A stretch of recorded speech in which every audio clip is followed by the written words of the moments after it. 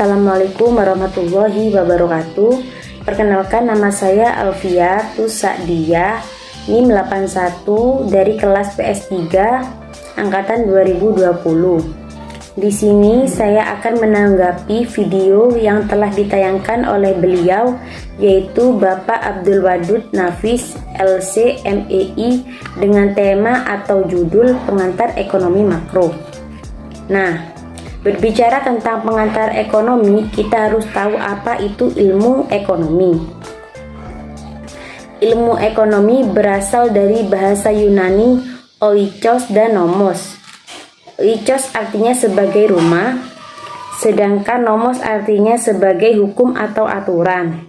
Jadi, ilmu ekonomi sama halnya pengelolaan atau manajemen rumah tangga. Nah, berbicara manajemen rumah tangga, itu tidak lepas dari sebuah konflik di mana di situ pasti ada aturan dan peraturan. Selanjutnya yaitu definisi ekonomi.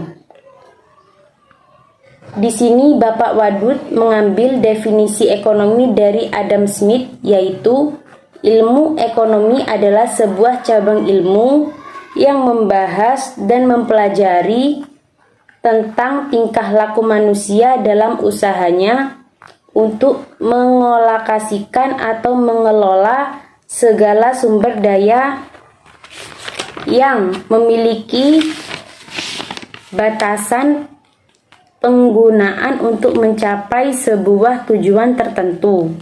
Jadi, dalam menjalankan suatu usaha, manusia harus paham dan tahu ilmu ekonomi supaya bisa mencapai tujuannya. Selanjutnya, pembagian ilmu ekonomi. Pembagian ilmu ekonomi terdiri dari 3, yaitu ilmu ekonomi deskriptif. Ilmu ekonomi deskriptif, ilmu yang menggambarkan bagaimana keadaan perekonomian masyarakat dengan memaparkan data-data dari bagian fakta yang terjadi. Yang kedua, ilmu ekonomi terapan.